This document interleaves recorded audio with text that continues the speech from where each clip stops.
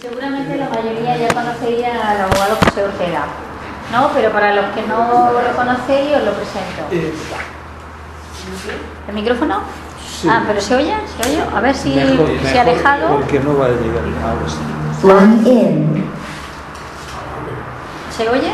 No. A veces sí, a veces no. ¿Se oye? ¿Se oye? ¿Se oye? No, está apagado. No se oye. Se oye bien, ¿no? Venga. Está encendido, puede ser que no tenga. Bueno, sí, mientras se oiga, Sí, da sí. igual. Hola, sí. Ah.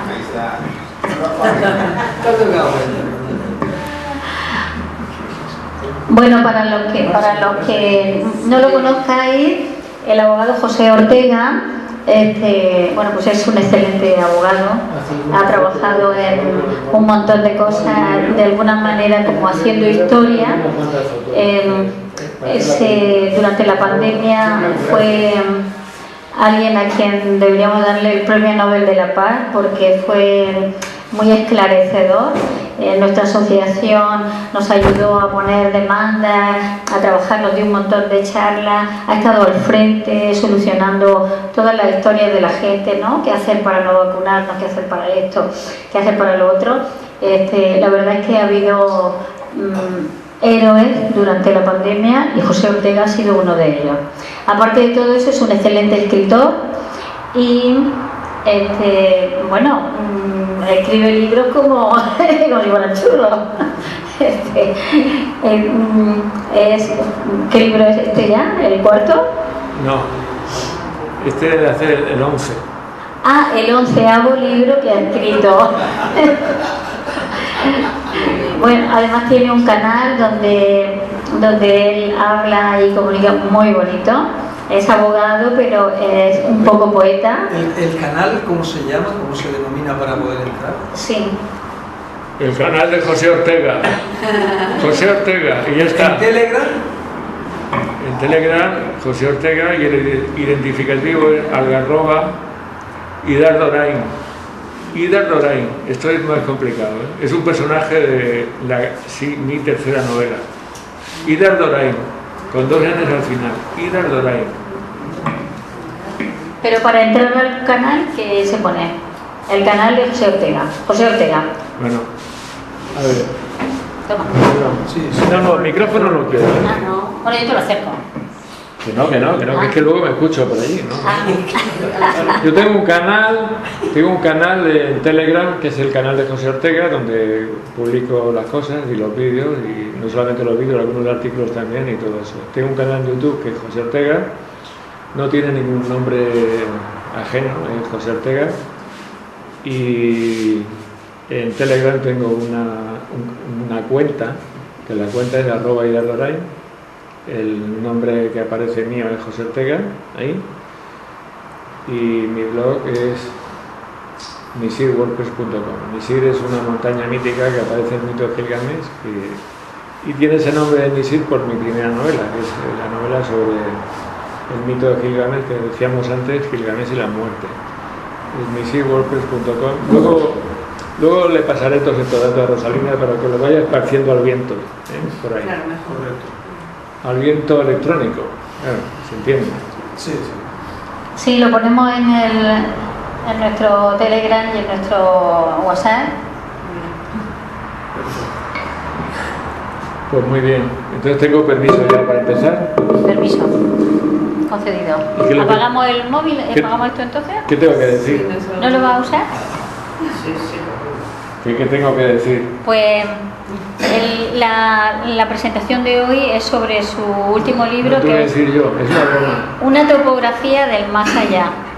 Tú tienes que empezar diciendo bienvenidos todos a esta. Bueno, sentido en vuestra casa, ¿eh? Voy a apagarlo. Entonces, muchas gracias por la presentación, Rosalina, y muchas gracias a la PBT y a la Asociación Los Olivos. Yo creo que sin micrófono me sobra, ¿eh? Y a todos los que habéis podido y querido venir hoy con el calor que hace. Esto es un libro que empecé a escribirlo en el 92 y que quería ser mi tesis doctoral, porque aunque, como ha dicho Rosalina, que me conoce la mayoría de la gente por las aventuras de la abogacía, pero yo tengo el privilegio y tengo el honor, y no es retórica, es un sentimiento auténtico, de formar parte de la primera promoción de arqueología de la Universidad de Murcia, y tuve el privilegio y el honor, que no lo tiene todo el mundo, de ser alumno y discípulo de Ana María Muñoz Amilibia, que me han traído hoy mis compañeros el homenaje a Ana María Muñoz, extraordinaria catedrática de prehistoria, persona de fama internacional, muy merecida, extraordinaria maestra, con mucha facilidad para la comunicación y para enseñar. ¿Cómo lo demuestra el hecho de que yo tengo todavía en la memoria, y cuando yo escribí mi primera serie documental para televisión de prehistoria, que se llama Génesis, está en YouTube, se puede ver gratis, pues no tuve que consultar ni medio manual, porque me acordaba perfectamente de las explicaciones de Ana María Muñoz Amilibia. Bueno, y también tuve la suerte de ser amigo y alumno de Pedro Lillo Carpio, profesor de la Universidad de Murcia, que por desgracia falleció, y de Javier García del Toro, grandísimo amigo y compañero, maestro, profesor y compañero también de aventuras, que me dolió mucho enterarme hace poco tiempo de su muerte. Escribí un artículo en el blog, y esto se puede decir que son más o menos mis avales. Bueno, esto es una topografía del más allá, por razones que no cuento ahora, porque esto sería larguísimo. Esa tesis doctoral yo no la llegué a terminar nunca como tal tesis doctoral, y se ha prolongado el terminar el trabajo 30 y tantos años. Eso, bueno, básicamente fue porque me metí en el cine, y ya está. Y hubo una serie de trabas académicas y lo dejé estar. Pero yo quería acabarla. Entonces, una topografía de más allá es una explicación del camino que tiene que seguir el alma del difunto en su progreso hacia el paraíso, pero no en Babilonia, no en Egipto, no en Grecia, no en la península ibérica, ni en la China, ni en ningún sitio, sino en un contexto universal.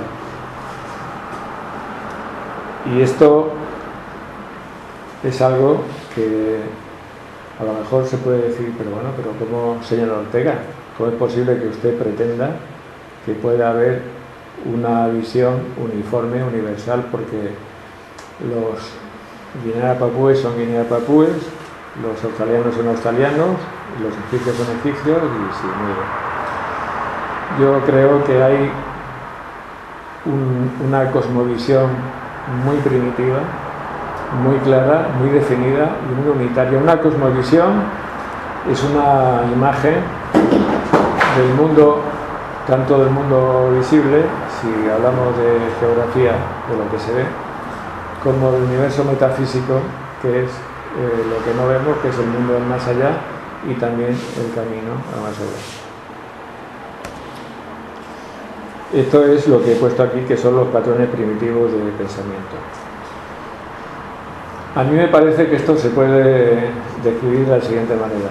Imaginemos que hay esa cosmovisión antigua y unitaria en un relato perfecto, en una concepción muy precisa, muy clara y muy definida del mundo del más allá y del camino que tiene que seguir el alma al más allá.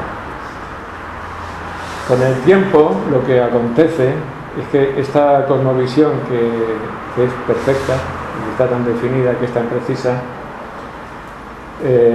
tiene unos elementos que conforman su arquitectura. Esa arquitectura, imaginemos que está hecha de ladrillo, que es un edificio de ladrillo, y por más señas pongamos de ladrillo pintado de blanco, vale, venga. Entonces, como en el cuento de los tres cerditos, viene el lobo, sopla, pero muy fuerte, muy fuerte, muy fuerte, derriba el edificio y dispersa todos los ladrillos, y esos ladrillos aparecen en diversas partes del mundo desfigurados y deformados. Igual nos podemos encontrar con que hay alguno que tiene llanos blancos, el rojo, otro es rosa, el otro es morado, y hay ladrillos que han perdido su apariencia original de ladrillo y tienen aspecto de morcilla o de plato de calamares de la romana y así. Entonces el trabajo del antropólogo consiste en saber ver, identificar, recopilar esos ladrillos que ya no parece que formen parte del sistema antiguo porque están dispersos y están deformados, intentar devolverlos al viejo edificio para reconstruir cómo era ese viejo edificio de ladrillo blanco. Y esto es lo que he intentado yo con el trabajito este. Como tengo prisa y no quiero que esto se haga eterno, pues ¿qué pasa? No se ve. Lo que Es que la luz. vale, había hecho esta diapositiva para explicar que me he visto obligado a llevarle la contraria a un montón de autoridades del mundo académico y del mundo universitario y de la historia de las religiones en España para escribir esto, pero no llevarle la contraria por gusto ni porque le tenga manía, sino por honestidad, porque yo tenía que defender mis opiniones. Y he puesto esta diapositiva aquí para explicar por qué razón uno a uno en algunos aspectos concretos le llevaba la contraria, pero como se haría demasiado largo, pues lo dejo porque en el curso de explicación alguno va a caer. Bueno,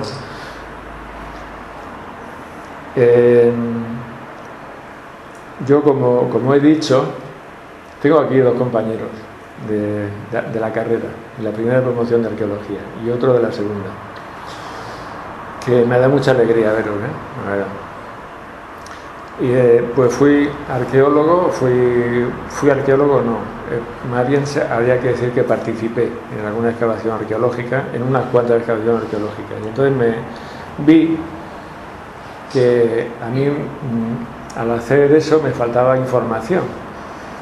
Había un déficit de información después de hacer una excavación arqueológica, porque las piedras sí, se sabe que están ahí, las tumbas se sabe que están ahí y la punta de flecha también, pero a mí me interesaba lo que dice la historia del Principito, que es lo esencial, lo que es invisible a los ojos, que no se ve, que es el alma, el pensamiento y las ideas y las esperanzas, los temores de las personas que vivían ahí.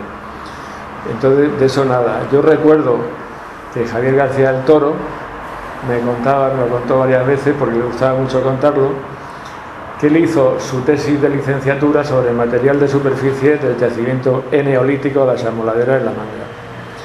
Y esto no era más que una descripción de las piezas, una pieza, otra pieza, una punta de flecha, una herradera, un adorno de concha marina, la cerámica y tal. Y quería añadir un capítulo final de conclusiones. El director de la tesina, que era Gratiniano Nieto, le dijo que por encima de su cadáver, que eso nada, porque eso no era científico. Bueno, eso es lo que yo he estado buscando todo el tiempo en la arqueología y no lo he encontrado. Y con mucha razón, Ana María Muñoz Amilibia, un día que estábamos en una excavación de un poblado ibero-romano en Córdoba, con un sol abrasador, que estaban cayendo las moscas asadas al suelo, coge y estaba yo con una carretilla de tierra subiendo la escombrera y me mira y me dice: tú no tienes madera de arqueólogo. Y me dijo eso y tenía toda la razón, o sea, me había echado el ojo divinamente porque era una tía lista.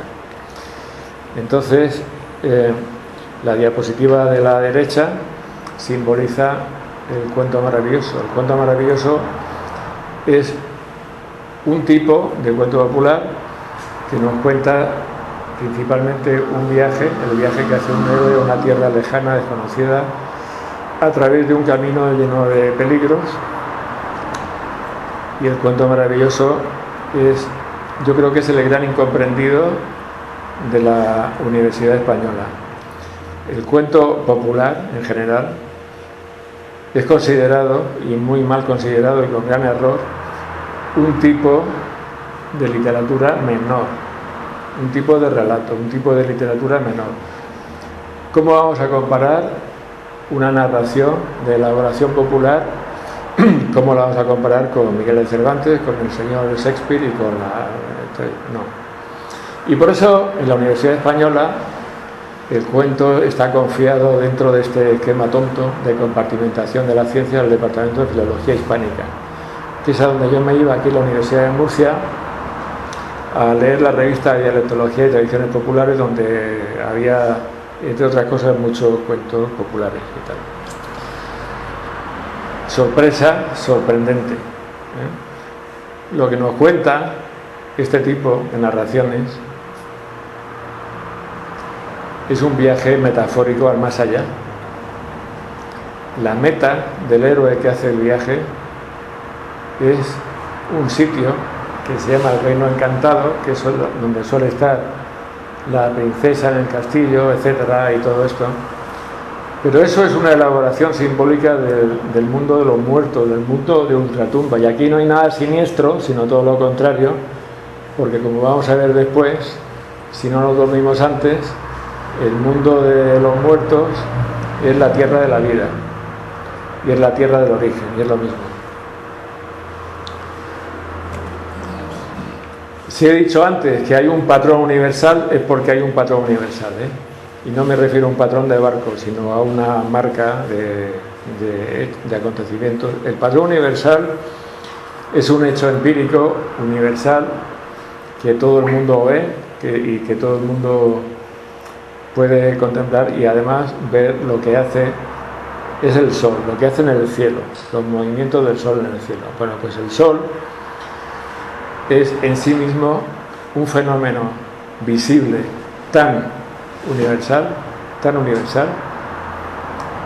que ha sido vigilado y ha sido estudiado y ha sido interpretado por los pueblos prehistóricos, por los forjadores de mitos, y le han dado una interpretación, porque ellos, como se creían sentían la necesidad de explicarse el universo y darle sentido a lo que veían.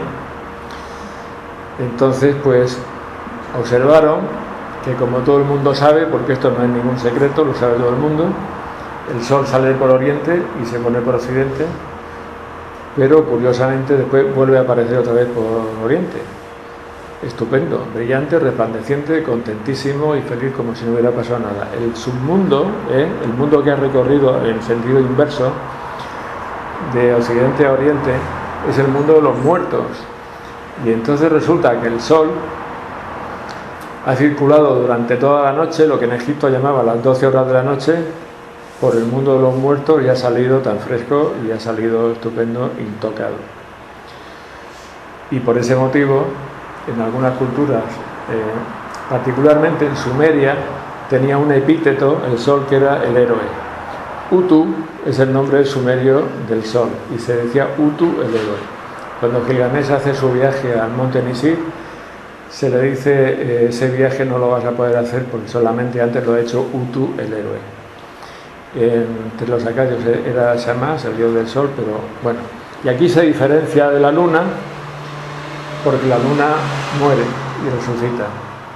La luna está durante 3 noches muerta y durante 3 noches está en fase de luna llena, y eso quiere decir que la luna muere y resucita, y esa es la diferencia entre el sol y la luna a efectos de la interpretación mitológica. Hay 3 caminos que hace el sol en el cielo: el ascendente, el cenit y el descendente. En Egipto se consideró, digamos que se personalizó en diferentes aspectos del mismo dios solar cada una de las fases de la subida del centro y de la bajada del sol, de manera que el sol que sube al cielo es Kepri, el escarabajo, y eso por una razón doble. Primero, porque Kepri, el escarabajo, veis que muchas veces está, se le puede ver empujando una bola de estiércol que se interpreta como un símbolo obvio del sol. Pero básicamente porque se ve que el escarabajo sale de dentro de la tierra y, como tiene alas, pues las despliega y sube. Y de aquí el dios Kepri, el dios escarabajo, que es el dios que representa al sol que asciende al cielo. La diapositiva del medio es... Hola Paco, bienvenido. Ya decía yo, Paco, ¿dónde está? La diapositiva del medio es Ra, que es el sol en el cenit. Y la verdad que sí, bueno, está muy bien, está ahí Ra en el cenit y está de pie. Y el otro, que es Atum, que es el sol de la tarde, el sol que desciende hacia el crepúsculo, se le identifica muy fácilmente porque va siempre apoyándose en un bastón o en un cayado, porque se supone que ya está cansado del larguísimo camino que ha hecho el sol durante todo el día.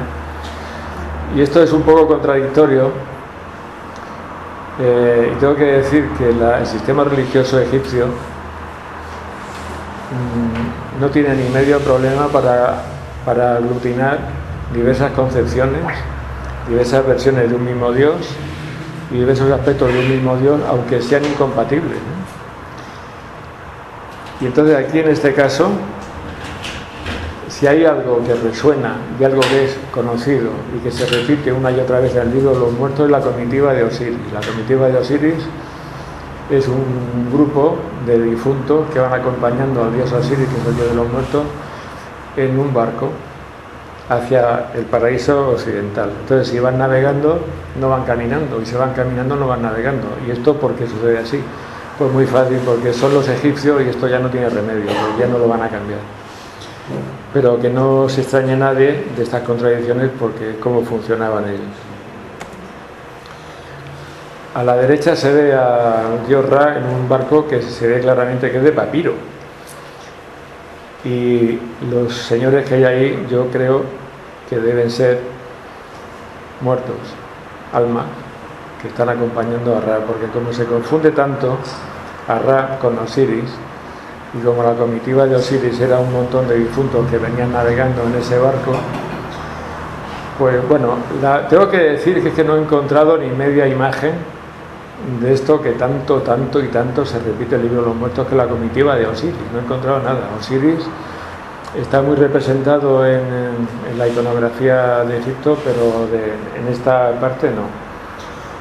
En la izquierda tenemos al señor Heracles en su 10º trabajo, cuando fue a robar el ganado rojo del rey Gerión a la isla roja de Eritia, que estaba delante de las columnas de Hércules, quiere decir en el extremo occidental. Isla roja de Eritia, ganado rojo.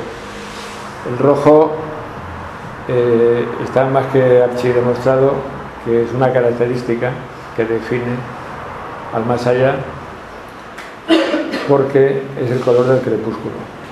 La isla roja de Eritia era roja, faltaría más, porque su nombre lo dice, pero en el libro de los muertos se dice que a donde va la comitiva de Osiris es a la isla del incendio, o a la isla de las brasas, y eso es el crepúsculo. Entonces, este señor Heracles pues estaba haciendo otro viaje de este tipo, también iniciático, es otro héroe que hace el camino del héroe de Oriente a Occidente. Y se sabe que ese caldero es un caldero metálico, porque dice Apolodoro que eso era la copa de oro del dios Sol Helios, en un relato que hace este Apolodoro del 10º trabajo de Hércules, que es una intrusión literaria estúpida para mí, porque este Apolodoro yo creo que no sabía nada, no sabía de lo que estaba hablando. Pero claro, ahora no lo voy a contar precisamente porque no quiero que os muráis de aburrimiento antes de salir. Lo contaré si hay coloquio y tal y cual. Esto es una cerámica ética que representa la lucha de Heracles en la isla roja de Eritia contra el rey Gerión. El rey Gerión era conocido como el rey que tenía los tres cuerpos en uno. ¿Esto nos dice algo? ¿O no? El rey que tenía 3 cuerpos en uno. El número 3, por este camino triple del sol, define al sol y se identifica con el sol, y el sol se identifica con el número 3. Con lo cual aquí estamos viendo 6 piernas y 3 escudos. Y esto es, por eso decían que este señor tenía 3 cuerpos en uno. Tenía 3 cuerpos en uno porque es una personificación del sol. Y esto también nos confirma que Heracles fue allí en un viaje iniciático al mundo del más allá. Yo cuando presenté aquí en el Tontódromo mi primera novela, Gilgamesh y la muerte, hace mucho tiempo de esto, en el periódico apareció una reseña así, una frasecita que se ve que la había dicho yo en la presentación, que decía: el viaje del héroe por excelencia es el viaje al reino de los muertos. Y es así como funciona, es así, es ahí a donde va el héroe del cuento popular, a donde fue Gilgamesh simbólicamente y donde van todos los héroes estos como Heracles y tal. La diapositiva de arriba no la explico porque no hace falta. La diapositiva de abajo es la Santa Compaña, y a mí me parece que no hay ninguna diferencia o casi ninguna diferencia entre lo de arriba y lo de abajo por un motivo. Lo de arriba ya he dicho que no he encontrado imagen de la comitiva de Osiris, pero que la comitiva de Osiris es una agrupación de muertos que van haciendo un camino de oriente a occidente. La Santa Compaña, que le llaman la Hueste en Asturias, es una agrupación de muertos que va haciendo un camino de oriente a occidente. Y claro, aquí parece que hay alguna semejanza, pero resulta que es que la Santa Compaña va presidida, va acaudillada por un muerto en jefe, que es un supermuerto, que podría ser a lo mejor una versión de Osiris o no, que lleva una pértiga y un caldero. Y entonces a mí me parece, y esto es una interpretación, que hay una confusión entre continente y contenido. O sea, hay la semejanza entre un grupo de muertos que van navegando en un caldero de oriente a occidente y una agrupación de muertos que van caminando de oriente a occidente llevando un caldero. No es más que una confusión de continente a contenido y de contenido a continente. El caldero, ese, para mí, es lo mismo. En el libro esto está muy bien explicado, ¿eh? No sé si muy bien, igual muy mal, pero está explicado. Está explicado. Hola. Vale. Pues entonces para mí esto ya nos da,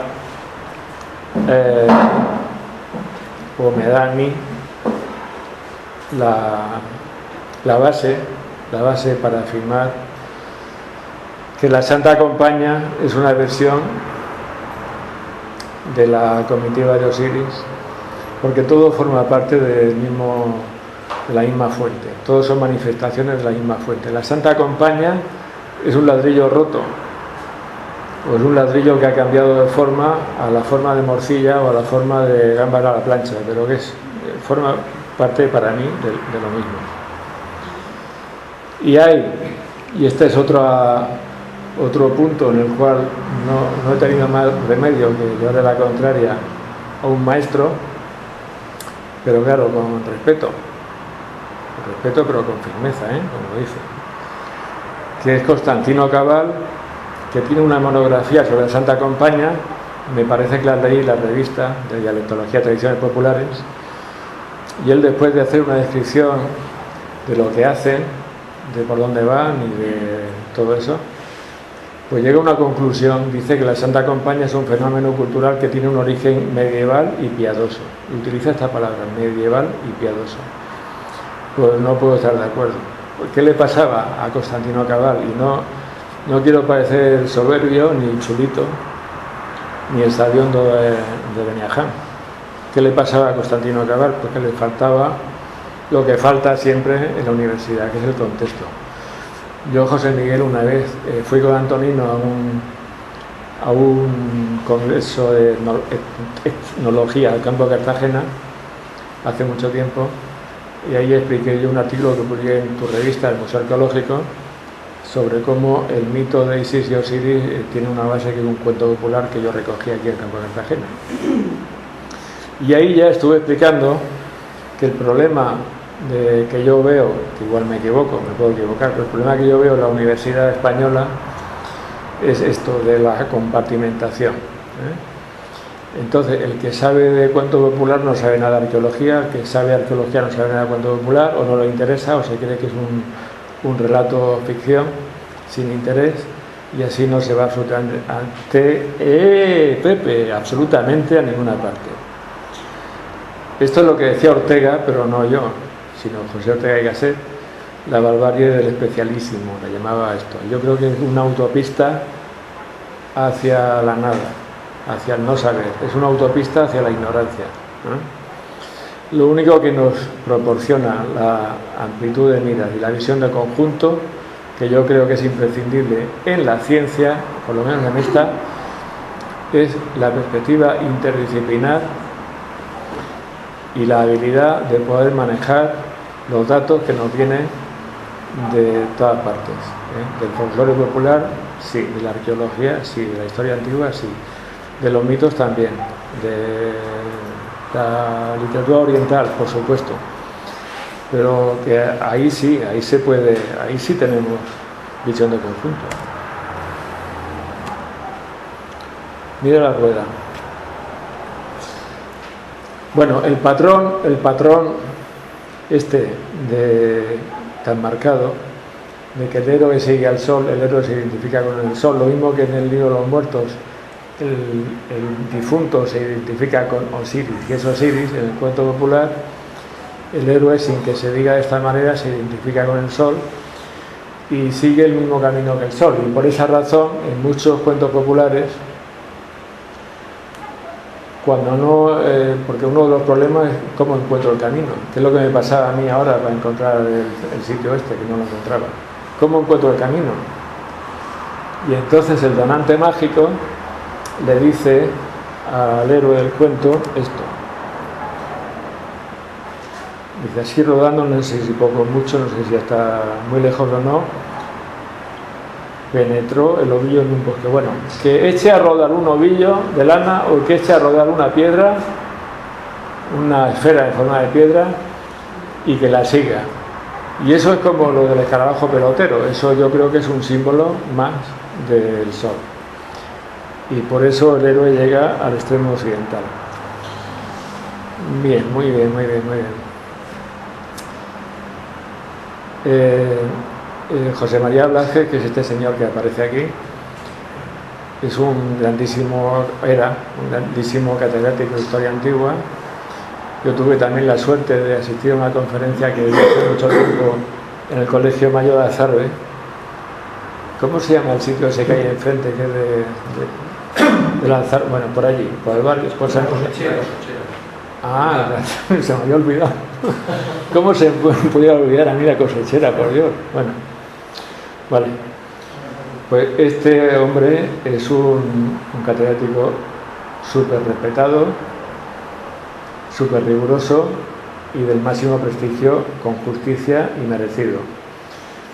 Yo no sé si te llegó, José Miguel, o se perdió en el correo el artículo que te mandé para la revista, porque me parece que no salió. Creo que se perdió. Bueno, da igual. Lo he metido en el trabajo. Entonces, él tiene un estudio que se llama Caballos en el infierno etrusco, en el cual analiza un fenómeno arqueológico que se repite en las orillas del Mediterráneo, en Grecia, en Etruria y la península ibérica, que son estelas funerarias de este tipo, como las que se ven ahí, en las cuales se representa a un señor en un contexto funerario siempre, a caballo, que se está despidiendo de sus familiares y muchas veces acompañado de un perrito. Y entonces resulta que esto, que es un fenómeno muy persistente, no saben lo que es, no lo sabe nadie. Y como no lo sabe nadie, pues han hecho como hacen los médicos con muchas enfermedades que no saben lo que son, que le dan un nombre, un conjunto de síntomas, le dan un nombre y ya te apañes. Y el nombre que tiene esto es la heroización ecuestre. En ese trabajo él estudia la heroización ecuestre y hace un estudio extraordinariamente valioso y riguroso de las características materiales de las estelas estas que aparecen por todas partes. Pero luego resulta que en cuanto al significado, que es lo que todos estábamos esperando, y yo cuando lo leía el trabajo, pues poco o nada, poco o nada, no, nada, poco o nada, no, nada. que yo recuerde, solamente hace un intento de aproximación al significado, citando a un señor francés que se llama Benoit, y dice, es que escribe el señor Benoit que la heroización ecuestre, el papel del caballo es sagrado. Y dice Blázquez, esta hipótesis me parece perfectamente admisible. Y ya está. Y ya está. Entonces nos quedamos con la ganas de... Porque no, eso y nada es lo mismo. Y lo digo con respeto. Y me sabe mal porque parece que venga aquí un abogaducho de provincias a decirle a un gran catedrático como... Pero es que es así. Bueno, yo hice una serie documental para televisión en su momento que se llamaba La Crónica de la Tierra Encantada y que tenía un episodio que se llamaba El útero de la Tierra. En el útero de la Tierra yo lo que contaba era una posible explicación de por qué la pintura paleolítica se hace tan lejos dentro de las cuevas. Es decir, porque tú te coges y te pones en una galería de estas toda oscura y la pintura no está ahí cerquita, como la pintura levantina, que son abrigos, no, esos son cuevas muy profundas. Entonces te puedes caminar kilómetros y kilómetros de la oscuridad hasta llegar a un rinconcito pequeño y ahí está el bisonte flechado. Y entonces tú dices, ¿y por qué? ¿No?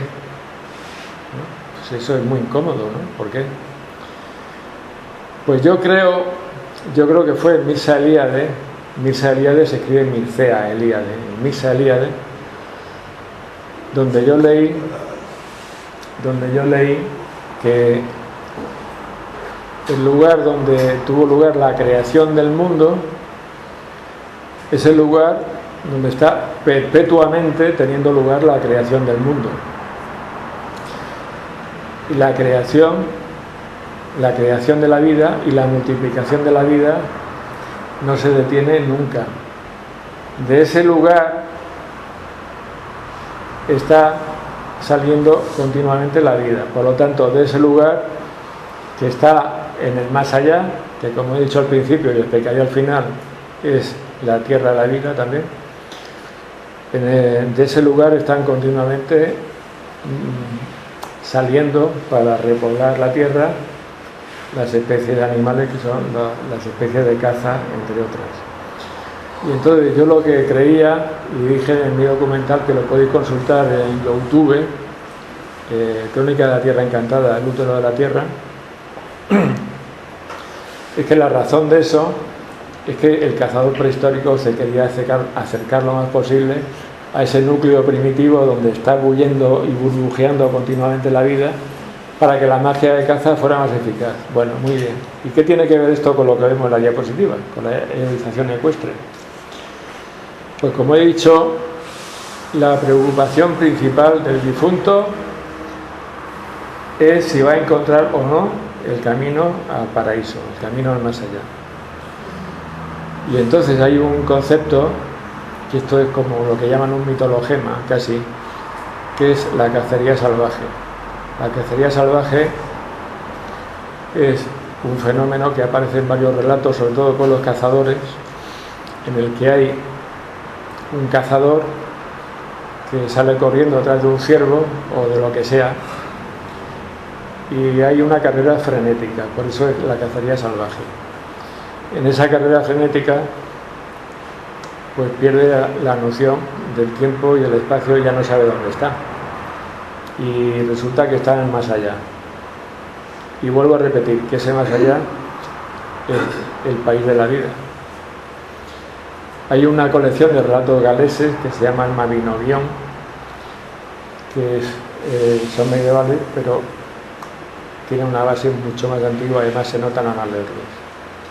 Y allí también tenemos un episodio, bueno, ahí y en muchos otros, un episodio de cosas de estas, de la cacería salvaje, en la cual pues pasa exactamente igual.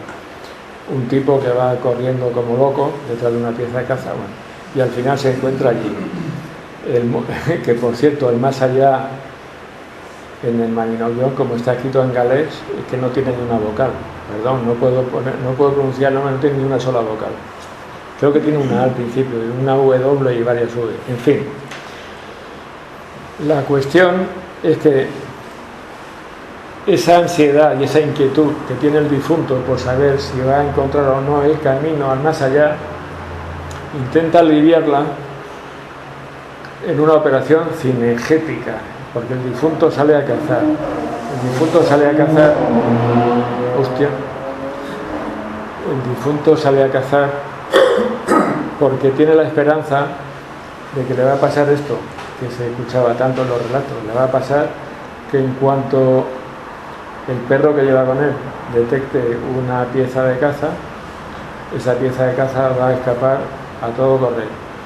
Ese escapar a todo correr no es un escapar indiscriminado, no sale corriendo sin criterio, va a su casa. Ese ciervo huye hacia su casa, ese jabalí huye hacia su casa y ese conejo huye hacia su casa. El Pepe Félix, tú sabéis que hizo la excavación de Murviedro, necrópolis de incineración, si no me equivoco, de neolítica, en Lorca. ¿No hay incineración? Parcial. Es inhumación con vale. pequeñas... Incineración parcial, sí. Está encima del túnel. Sí. Y entonces yo tengo tú me dices la monografía. Y hay representaciones de conejos. Hay figuritas de conejo, o una figurita de conejo. Y dice Pepe Félix era un compañero nuestro, de la primera promotora, que eso es un símbolo funerario. Pero claro, sí, vale. El jabalí es un símbolo funerario, un animal psicopompo. Psicopompo significa que acompaña el alma en su camino al más allá. Eso es lo que significa psicopompo. El ciervo, psicopompo. El conejo, psicopompo. El perro también es psicopompo. Y el lobo también. Y del caballo ni hablemos, porque claro, el caballo es el que se ocupa de que el cazador pueda seguirle el ritmo de correr a lo que sea, al conejo o a lo que sea. Y entonces a mí me parece que la explicación de esto, de la heroización ecuestre, es esto que he dicho, que es una fórmula absolutamente práctica para que el difunto pueda encontrar por esas vías el camino. Y por eso no nos extrañará nada que algunas tribus norteamericanas a la Vía Láctea le llamen el camino del lobo. Yo creo que esto se explica por sí solo. El lobo, que es animal, además un animal que aparece en Egipto curiosamente con nombre propio.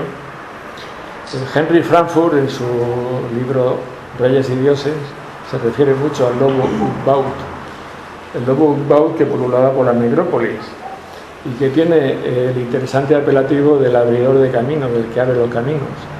Claro, es un animal carnicero y depredador que come pieza de caza, pues ya está.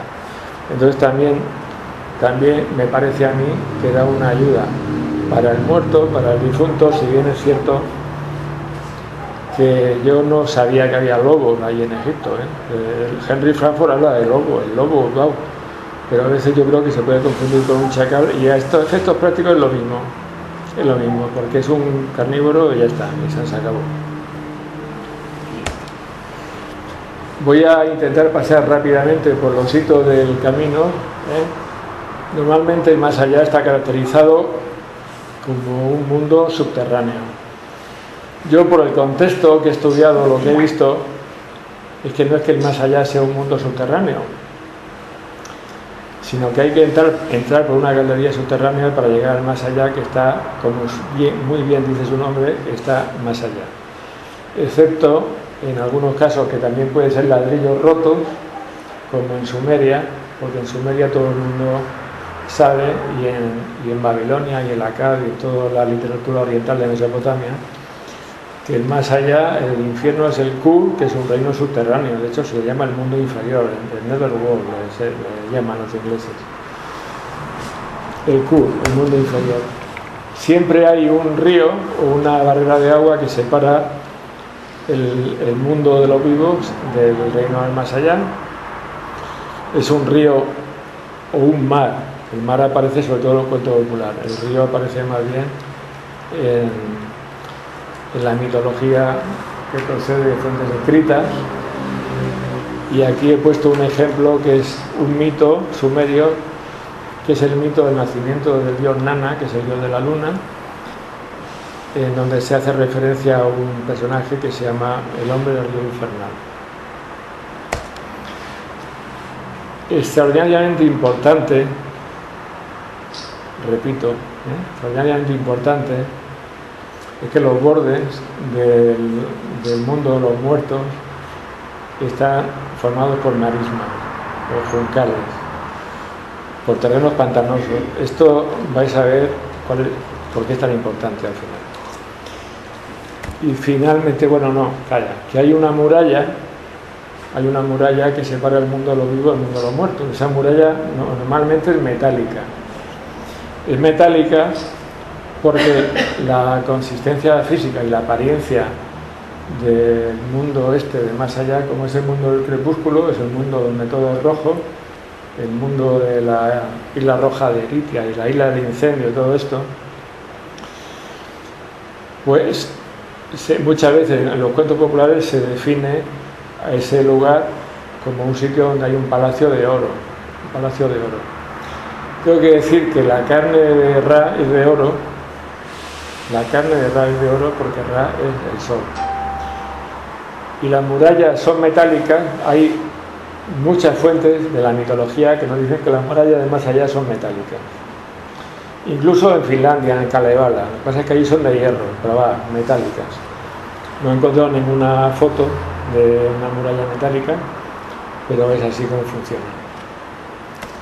El último hito del viaje es la colina que hay al final de ese viaje. Es una colina hueca. Importante que recordemos que es una colina hueca, porque debajo hay cosas. Pero la colina no es el más allá. La colina marca la entrada al más allá subterráneo a través de esa galería que hay que recorrer, y después de eso pues llegamos a un sitio que tiene su propio cielo y donde todo es divino y estupendo. Esto es un texto ugarítico que no lo leo ahora para que no se haga más largo. El paraíso espiral. He dicho antes que en Egipto no tenían ni medio problema para hacer compatibles distintas concepciones de todo, de los dioses, del más allá, del paraíso, del infierno y de todo. Y entonces es muy curioso que en el mismo reino, en el mismo libro de los muertos, que tan insistentemente habla del viaje a Occidente, que es muy insistente, es muy cansino, pues también se hable de un paraíso que está en el norte, lo cual tiene sentido porque el norte es el terreno de la oscuridad. Tiene sentido, pero no es compatible, ¿no? Es como lo de andar o navegar, que no es compatible, pero es así. Este es el capítulo que habla de eso, el paraíso espiral.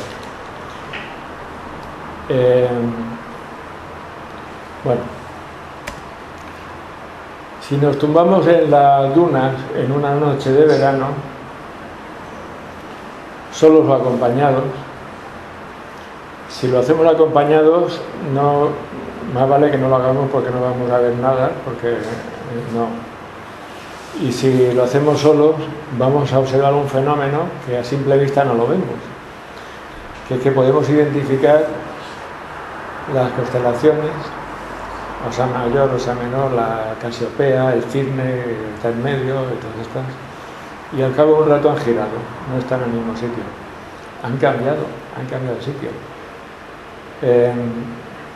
Aparentemente están girando en torno a un eje que es la estrella polar. Esa apariencia, porque las estrellas no giran, el universo no gira, la Tierra sí, es la Tierra la que gira, no el cielo. Pero esto ha servido para la creación de una nueva imagen, una metáfora, una imagen poética para definir el mundo de los muertos, sobre todo en el cuento maravilloso que es el mundo de los muertos o el reino encantado como un molino. Algunos pueblos prehistóricos le llaman al universo nocturno la piedra de molino del universo. ¿Sabéis cómo funciona un molino? ¿Cómo funciona un molino? Es una piedra muy pesada que gira sobre otra piedra y muele el grano. En esa serie, las crónicas de la Tierra Encantada, también saqué un molino manual de un poblado ibérico, de la Bastida de Salcusens. Entonces cogimos al vigilante del yacimiento y lo pusimos ahí a girar, y así es como funciona el molino. Bueno, pues muy bien. Entonces esto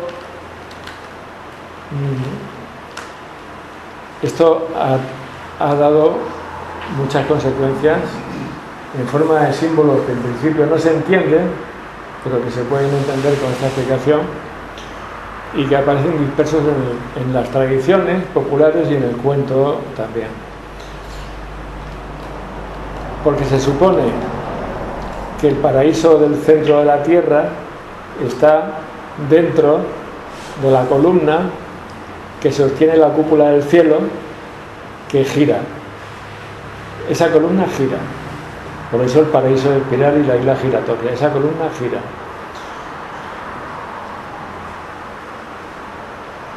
¿Las 12 de la noche es la hora de los difuntos? ¿Sí o no?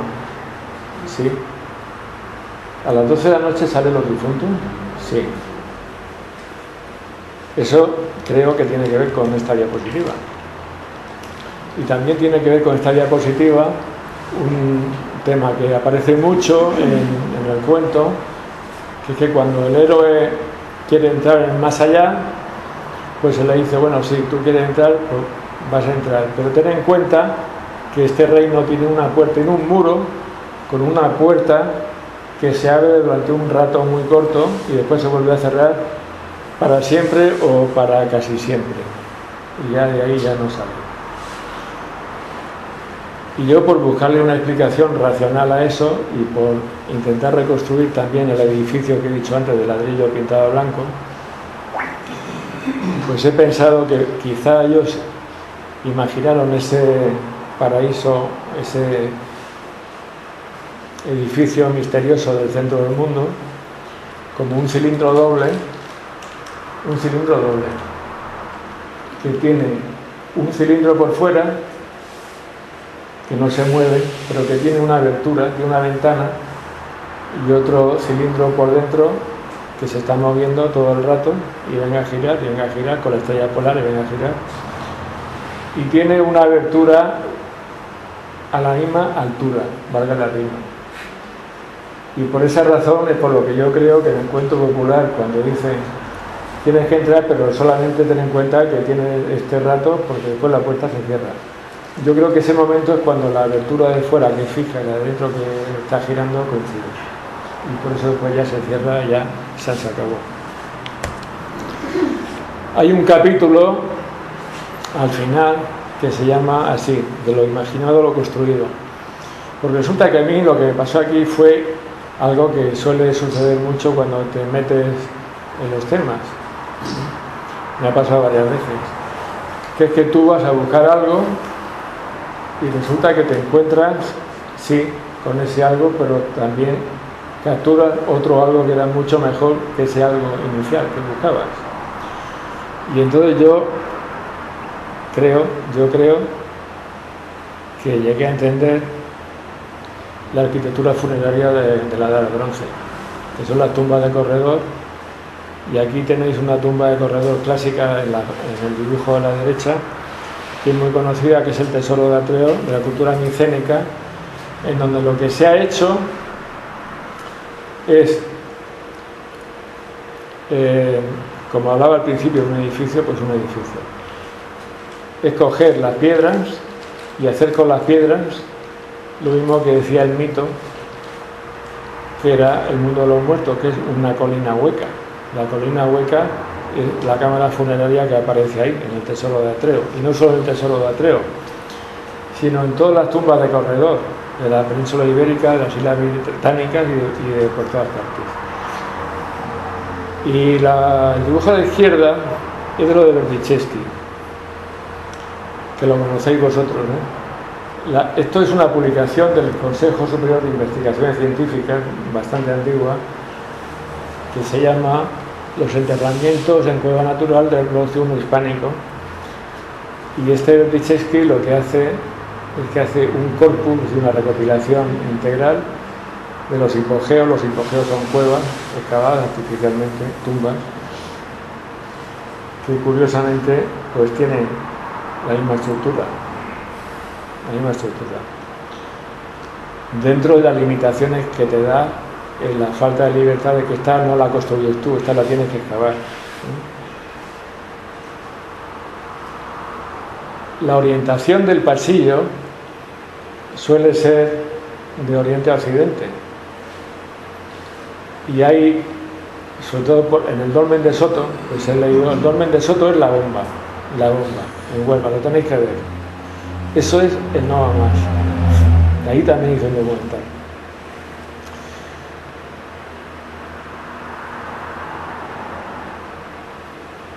Bueno, dicen que los equinoccios, el rayo del sol entra hasta la cámara funeraria, y eso a mí me parece muy bien, me parece muy interesante y muy constructivo, y yo lo respeto mucho.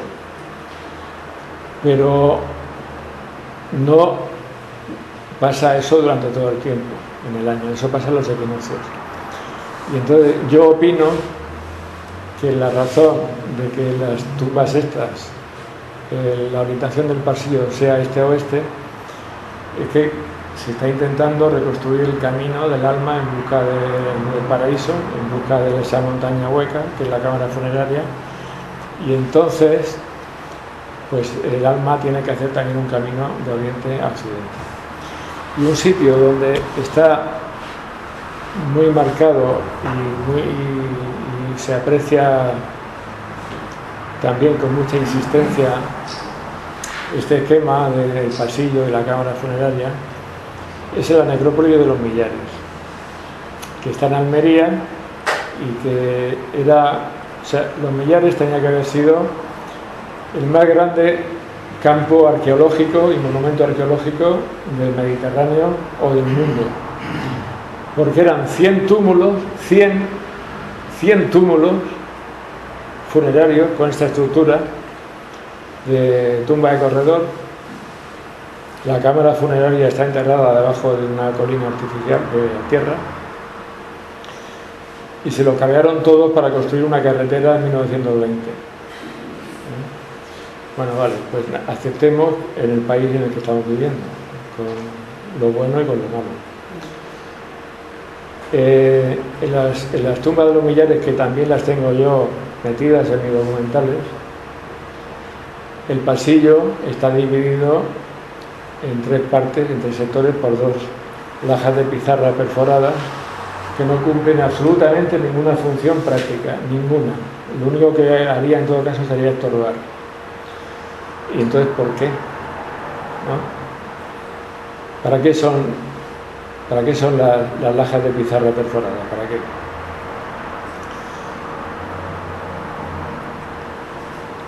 Pues he dicho antes que el Sol hace ese camino triple, y que el Sol hace un camino que se divide en 3 partes: el ascenso, el centro y el descenso. Y en los cuentos populares muchas veces esto aparece también explicado de otra forma, en la forma del cuento popular, y se dice que en su camino el héroe debe pasar por 3 chozas, donde hay 3 hadas. En cada choza hay un hada, hay un genio, un donante mágico diferente, o que tiene que pasar por los 3 reinos: el reino de oro, el reino de plata y el reino de bronce. Eso también es la incorporación al relato del cuento popular de ese esquema del viaje triple, y la procesión esta que hacen con el cuerpo dentro del pasillo de las tumbas de los millares, que por cierto también tienen una orientación marcadísima, este oeste, también es lo mismo. Están intentando subrayar ritualmente que ese camino tiene tres partes, lo mismo que el camino del sol, porque están intentando hacer realidad que el alma del difunto se transforma en el sol. Yo, y termino con esto, yo cuando vi esta foto no me lo podía ni creer. Porque esto que vemos aquí, que está en Badajoz, y se llama el Cerro de Masatrigo, tú no lo ves, ¿no? El Cerro de Masatrigo simboliza en una única imagen, pero que no es de inteligencia artificial, es que es así, toda la imaginería del forjador de mitos primitivos para definir el mundo de Ultratumba, que es una colina que está separada del mundo de los vivos por una masa de agua, que en este caso pues es un lago, me parece. Bueno, pues bien. ¿Pero eso existe? Sí, en Badajoz. Cerro de Masatrigo. Mira, yo lo que quería hacer con esto de la jubilación y del jubileo, lo que quería hacer era coger el coche y largarme y hacerme un tour por Andalucía, por los millares, por las tumbas que hay en Antequera, en Huelva, donde nosotros en Huelva, y luego largarme a Badajoz y con un dron. Más que nada para darle un poco de vidilla a esto. Claro, eso me iría muy bien si supiera manejar el dron.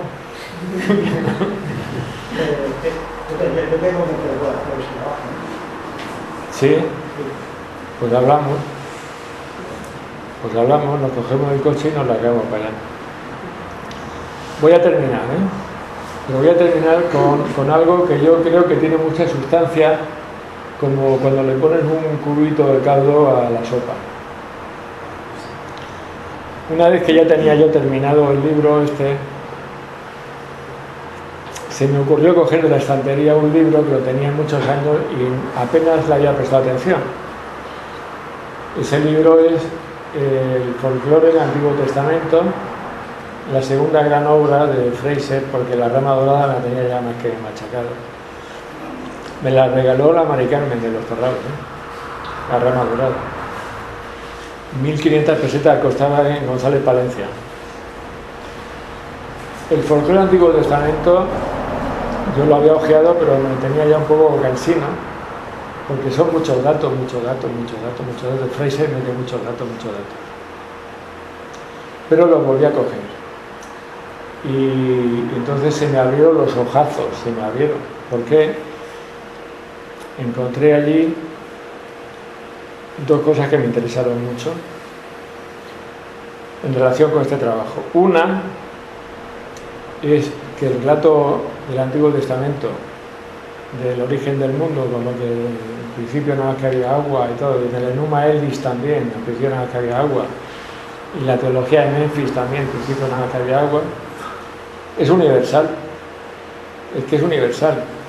El Robert Grace, el mito pelasgo de la creación, también cuenta que al principio todo el mundo, nada más que había agua, todo agua.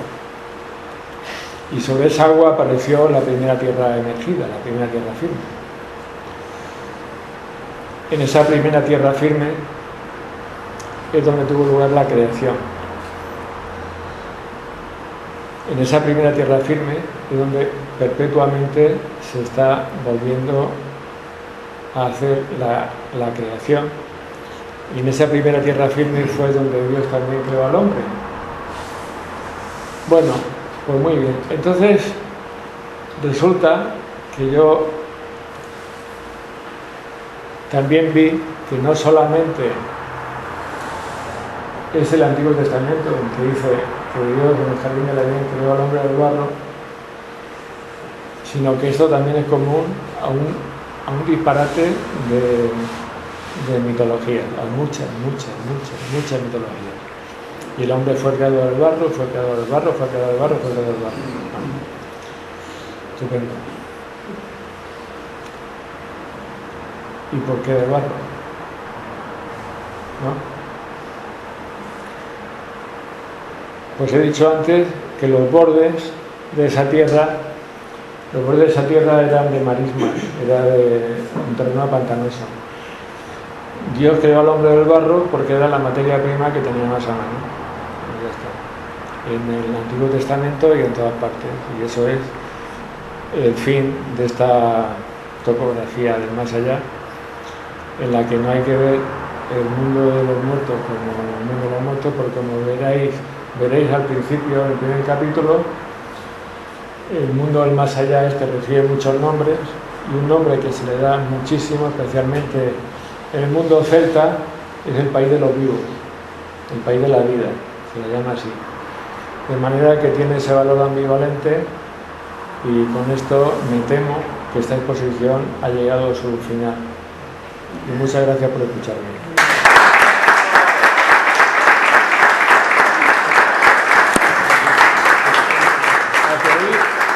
A pedir que grabe los aplausos, que luego los aplausos los...